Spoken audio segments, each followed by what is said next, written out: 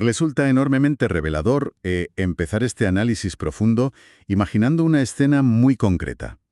Pensemos por un momento en el sistema financiero global como si fuera un inmenso y lujoso casino. Menudo casino, ¿sí? Uno de esos donde las apuestas fluyen a la velocidad de la luz.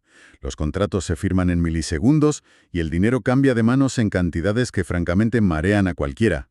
Todo funciona de maravilla mientras la música sigue sonando. Claro, hasta que deja de sonar. Exacto. De repente, la ruleta se detiene de golpe, las luces parpadean y los perdedores de las apuestas más grandes se levantan de la mesa, se encogen de hombros y revelan que, que en realidad tienen los bolsillos completamente vacíos. Que no hay dinero, vaya. Simplemente no hay dinero para pagar. Ese pánico paralizante, ese terror absoluto a que la contraparte de un trato no cumpla su palabra, no es ficción. Es exactamente la pesadilla que se materializó a escala global durante el colapso financiero de 2008. Es lo que se conoce como el riesgo de crédito de contraparte, un monstruo invisible que estuvo a punto de devorar la economía mundial entera. Y es un verdadero placer dar la bienvenida a este espacio a toda la gente que nos acompaña hoy con la curiosidad de adentrarse en estas mecánicas ocultas. Agradecemos profundamente que dediquéis tiempo a desentrañar estos misterios con nosotros. Porque, ese monstruo invisible del que hablas obligó a toda la industria, y especialmente a los reguladores, a reinventar desde cero cómo se mide el peligro. Totalmente. Y por eso la misión de nuestra inmersión de hoy es explorar cómo se libró esa batalla monumental desde el frente matemático. Vamos a diseccionar un documento de investigación sumamente denso y fascinante del año 2014. Está firmado por Ku Feng y C.W. Osterly. Un clásico ya en este campo. Sí, y el título impone bastante. Cálculo Montecarlo de perfiles de exposición Y para opciones Bermudas y barrera bajo el modelo Heston-Hull-White. Casi nada. Básicamente queremos entender cómo, tras el pánico regulatorio de Basilea III, los ingenieros financieros construyeron herramientas algorítmicas complejísimas para ponerle un precio exacto al riesgo de que alguien no pague sus deudas mañana. Yo, como siempre, intentaré aterrizar esto, pero ya te adelanto que soy bastante escéptico con algunas premisas. Me parece perfecto. Es un viaje directo a las entrañas de la ingeniería cuantitativa moderna.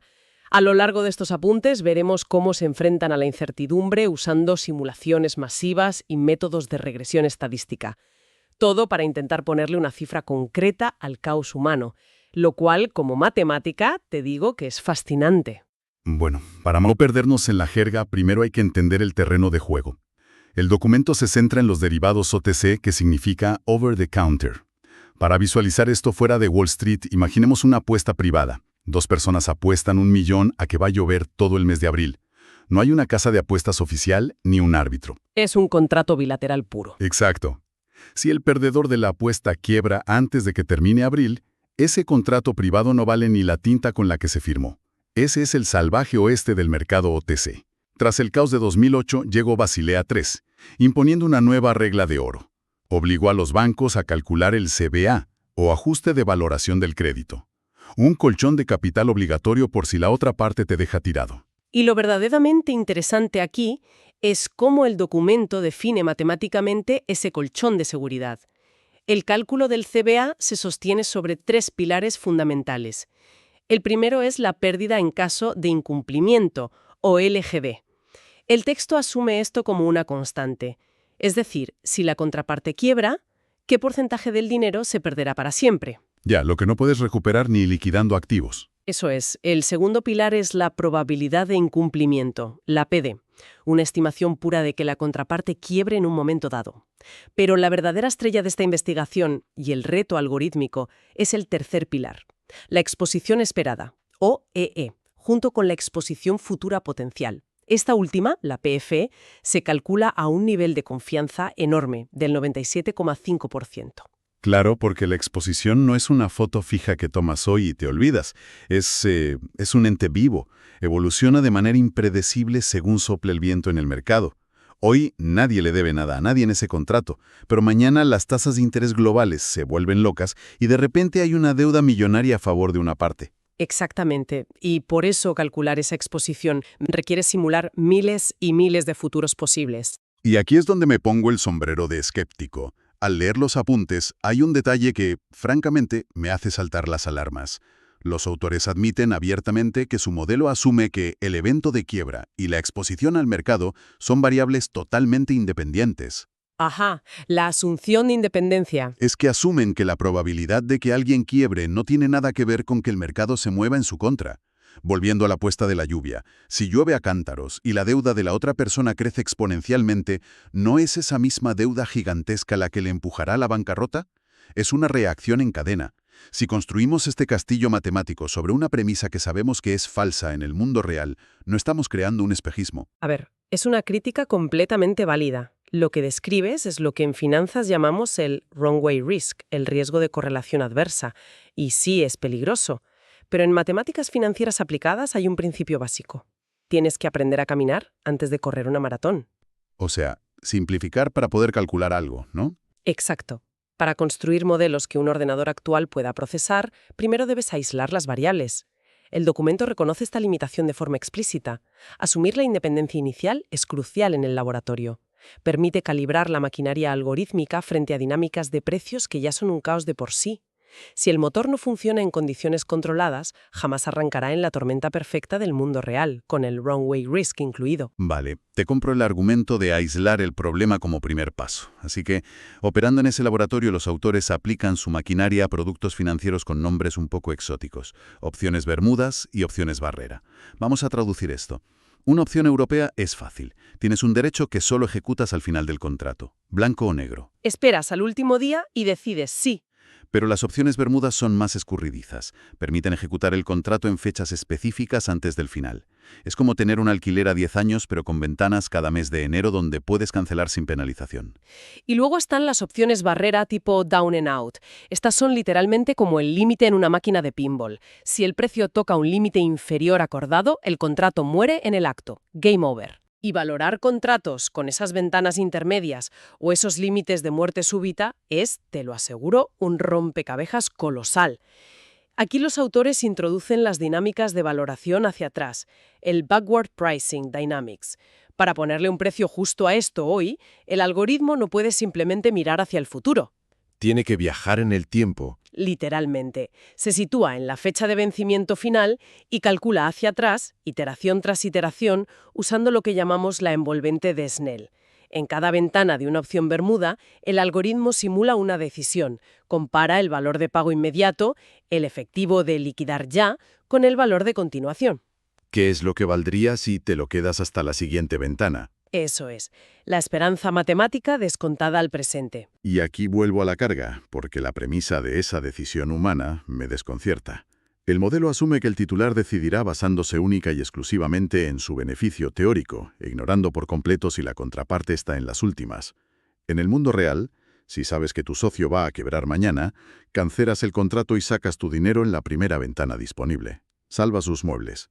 Ignorar el pánico crediticio parece un error gigante. Entiendo tu punto, pero fíjate que eso toca el corazón del diseño del modelo. Si permites que el pánico crediticio influya dinámicamente en la decisión de ejercicio dentro de la simulación, Se rompe el cálculo. se contamina irremediablemente, sí. El objetivo es encontrar un punto de referencia neutral, un benchmark aséptico del valor real del contrato en condiciones puras. Si mezclas el riesgo de crédito dentro de la lógica de ejercicio, entras en un bucle circular. Es matemáticamente imposible separar cuánto vale el activo en sí y cuánto es el coste del riesgo. Mantener la racionalidad económica estricta es vital. Vale, aislar el valor puro tiene sentido. Y justo aquí es donde el documento se pone realmente interesante. Para calcular todo esto hacia atrás sin que los servidores ardan, usan el método SGBM, el Stochastic Grid Bundling Method. Suena a ciencia ficción. Es una maravilla. Combina simulación, empaquetamiento y regresión. Exacto. ¿Cómo funciona esta arquitectura paso a paso? Pues a ver, el primer movimiento es generar cientos de miles de futuros posibles simultáneos, caminos aleatorios de Monte Carlo, usando un esquema muy robusto llamado Quadratic Exponential, o QE. El segundo paso es la verdadera innovación. En lugar de calcular el valor retroactivo para cada camino de forma aislada, el SGBM se detiene en cada momento y agrupa los caminos similares en paquetes, en bundles. ¿Cómo agruparlos por comportamiento? Eso es. Y el tercer paso ocurre dentro de cada paquete. Aplican mínimos cuadrados, la norma L2, para proyectar el valor encajándolo en un espacio polinómico de orden P. Es una regresión posterior. Al hacer esto en paquetes pequeños, la curva se ajusta con una precisión altísima. Pero para un momento en esa palabra, regresión. Cuando hablamos de proyectar datos volátiles del mercado y forzarlos a encajar en funciones polinómicas, a mí me saltan las alarmas. ¿No es esto perder información crítica? ¿Es como dibujar un océano en plena tormenta usando solo líneas geométricas perfectas? Pierdes la espuma, las olas pequeñas. Ya entiendo el miedo a la sobresimplificación. Los propios autores admiten que se enfrentan a dos errores. El de tipo 1, la diferencia entre el valor real y la aproximación polinómica, y el de tipo 2, el ruido de la simulación finita. ¿Con tanto encaje a la fuerza no se diluye la verdad financiera? Es un riesgo metodológico de cualquier abstracción, claro, pero los autores construyen una defensa apoyándose en los teoremas 3.2 y 3.3 del texto. Demuestran el poder de ese empaquetamiento.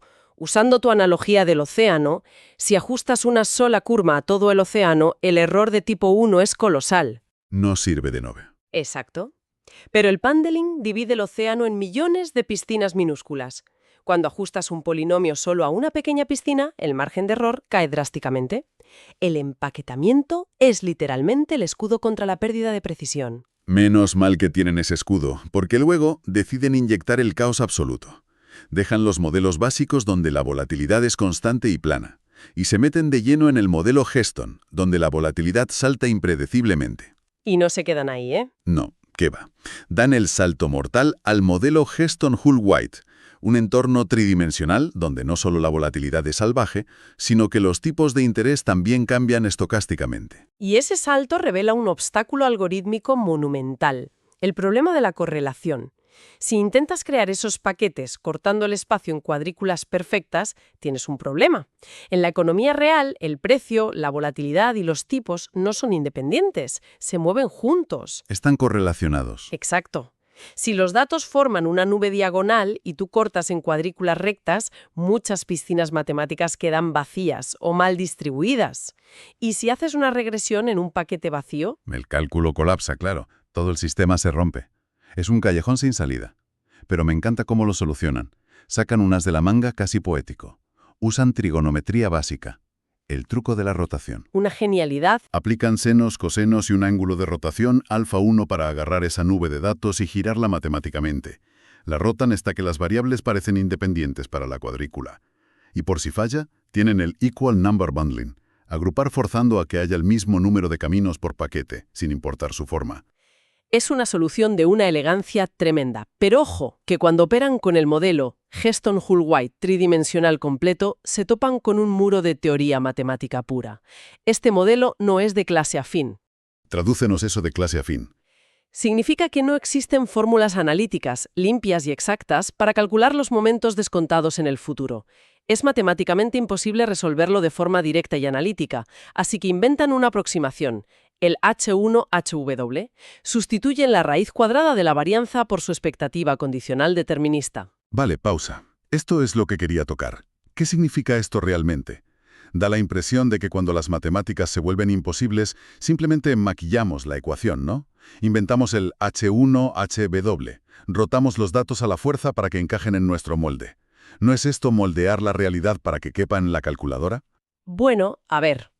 Si conectamos esto con el panorama general de la gestión de riesgos, hay que recordar algo. La ingeniería financiera no trata de ser un dogma perfecto ni de jugar a ser Dios. Trata de ser útil y operativa. Proveer escudos prácticos. Exacto. Y esta aproximación empíricamente funciona. El documento demuestra que la aproximación H1HW tiene un error infinitesimal respecto al modelo completo. Y a cambio de ceder esa minúscula fracción de pureza matemática, permites que los bancos calculen riesgos a 10 años vista en tiempos razonables. Si no haces esto, el cálculo no termina antes de que abran los mercados mañana. Supongo que la prueba de fuego son los resultados empíricos, ¿no? Cuando encienden toda esta maquinaria empaquetada, rodada y aproximada, ¿qué dicen los números? Los datos hablan por sí solos. Demuestran que el SGBM converge de forma espectacular. Descubren que el punto óptimo usa polinomios de orden 2, o sea, p igual a 2. Y que para el modelo tridimensional, el número mágico son unos 512 paquetes. 8 al cubo. Eso es. Y lo prueban calculando a la vez un estimador directo, que actúa como límite superior, y un estimador de ruta, que es el límite inferior. Al aumentar los paquetes, ven cómo ambos límites convergen, atrapando en medio la solución real. Y para ir cerrando este recorrido matemático, hay que hablar del santo grial de los gestores de riesgos, las famosas griegas, la delta y la gamma. Imprescindibles. Para aterrizarlo, si calculas que tu riesgo es de 10 millones, la delta te dice cuánto cambiarán esos 10 millones mañana si el precio original de la acción se mueve solo un céntimo hoy. Es la sensibilidad extrema. Y el triunfo final del documento es este. Calcular esas sensibilidades microscópicas con simulaciones tradicionales requiere un tiempo inmenso y da muchos errores. Pero el SGBM permite calcular las griegas casi sin esfuerzo extra. ¿Cómo? Aprovechando la regresión. Exactamente.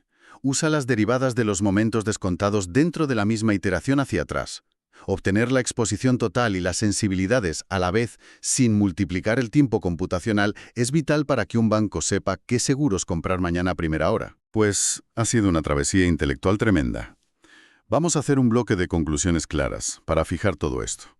Empezamos con el miedo a la bancarrota de la contraparte. Vimos que Basilea III impuso medir el CBA y que para calcularlo en contratos diabólicos como opciones Bermudas, bajo modelos volátiles como Heston y Hull-White, Hacía falta un algoritmo como el SGBM. Exacto. Y destaco 3 grandes soluciones técnicas de hoy. Agrupar futuros en subdominios reduce errores. Rotar variables evita problemas de correlación. Y aproximar covarianzas, el famoso H1HW, permite procesar lo irresoluble. Resumen perfecto. Es pura supervivencia algorítmica. Pero quiero dejar a nuestra audiencia con un pensamiento final algo más provocativo para masticar esta noche. Vemos que somos capaces de diseñar simulaciones masivas con espacios polinómicos para adivinar riesgos a 10 años. Pero, ¿estamos realmente domesticando la imprevisibilidad humana? ¿O solo estamos construyendo calculadoras más rápidas para cuantificar nuestra propia ceguera ante el próximo gran colapso, ese cisne negro financiero? Es una reflexión muy profunda, ¿eh? El mapa nunca será el territorio real, por mucha trigonometría que le pongas. Ha sido un análisis fantástico. Lo mismo digo. Cerramos así esta inmersión en la maquinaria invisible de la economía global. Que la curiosidad por entender estos engranajes siga siempre viva. Un saludo cordial a todos y hasta la próxima.